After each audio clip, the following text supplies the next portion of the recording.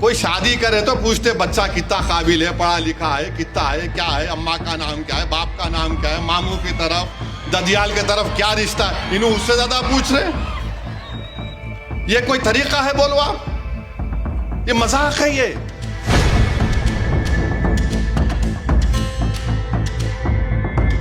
सबसे महंगा कॉन्ट्रैक्ट उसको दे दिए, और वो कंपनी का काम क्या है कि बीजेपी के लोगों को सपोर्ट करना सोशल मीडिया पर।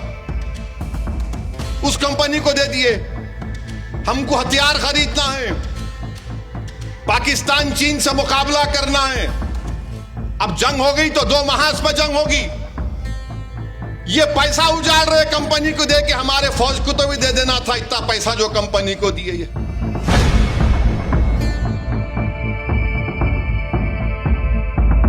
ये 18 पेजेस का फॉर्म है पोर्टल के ऊपर। कितने? 18 पेजेस, 18 पेजेस। आप देख लो, लॉगिन पेज से लेके इसमें एक एक ऐसा सवाल आपसे पूछा जा रहा है।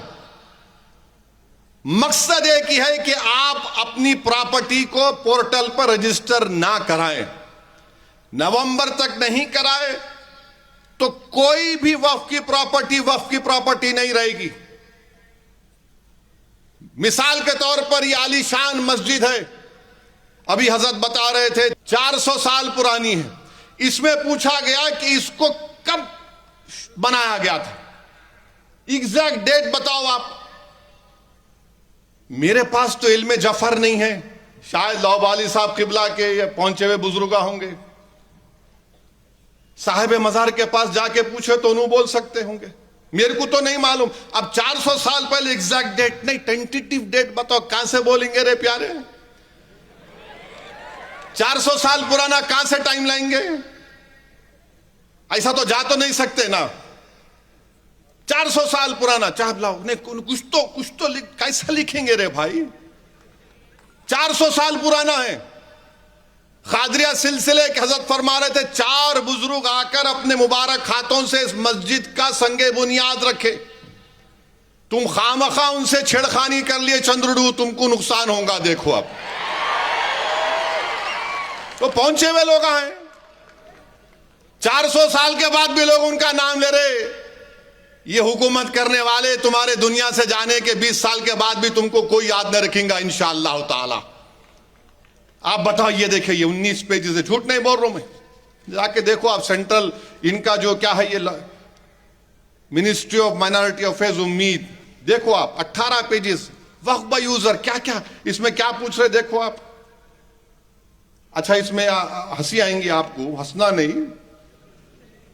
अब इसमें क्या पूछ रहे उन्होंने, मैं पढ़ रहा था हैदराबाद से आते आते गाड़ी में, हमारे वकील साहब बोल रहे वाटर का बिल है, रेंटल एग्रीमेंट है, टेलीफोन बिल है, वोटर आईडी है, गैस का कनेक्शन लिखो, बैंक का अकाउंट लिखो, कास्ट सर्टिफिकेट लिखो, पेंशन डॉक्यूमेंट लिखो, रजिस्टर्ड सेल लिखो, LIC पॉलिसी बॉन्ड लिखो, PAN number, bank passbook, driving licence, birth certificate, pension document, electoral photo ID card, service identity card, smart card, ministry of labour का health insurance card.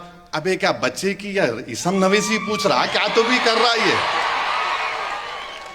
कोई शादी करे तो पूछते बच्चा कितना काबिल है, पढ़ा लिखा है, कितना है, क्या है, अम्मा का नाम क्या है, बाप का नाम क्या है, मामू की तरफ, ददियाल की तरफ क्या रिश्ता है, इन्हों उससे ज्यादा पूछ रहे। ये कोई तरीका है? बोलो आप, ये मजाक है ये। अच्छा, ये हमारे हिंदू धर्म के एंडोमेंट बोर्ड में सब पूछ रहे? नहीं पूछ रहे। सिख गुरुद्वारा की प्रॉपर्टी रजिस्टर कर रहे? पूछ रहे? नहीं पूछ रहे। हमारे ईसाई भाइयों की जायदाद दे रहे? पूछ रहे? नहीं पूछ रहे। हमको ही पूछ रहे सब। ये 18 पेजेस का है ये।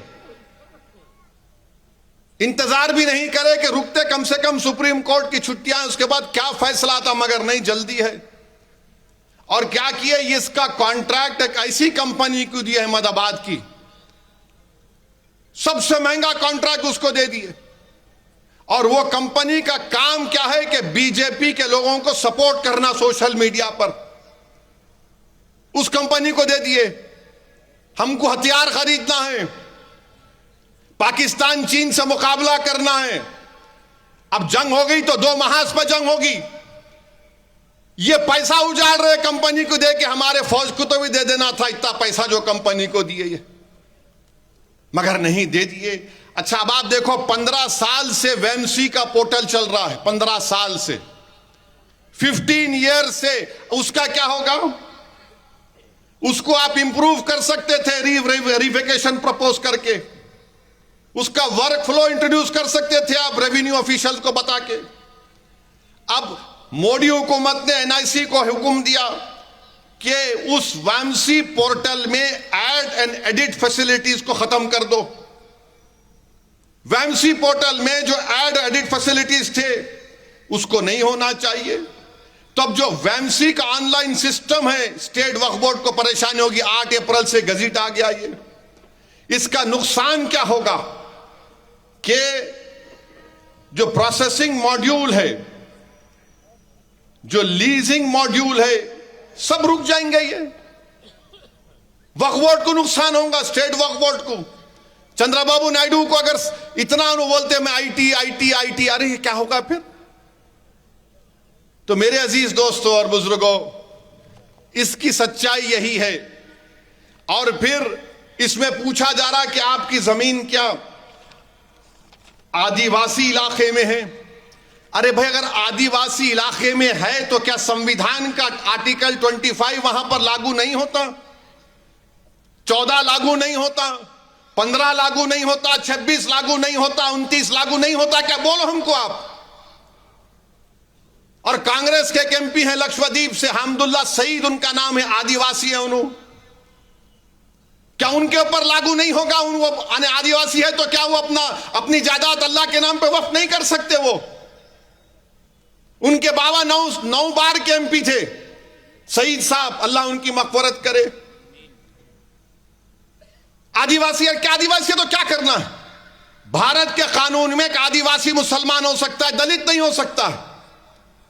1950 का प्रेसिडेंशियल ऑर्डर के लिहाज से ये कौन सा कानून आप बनाए बताओ?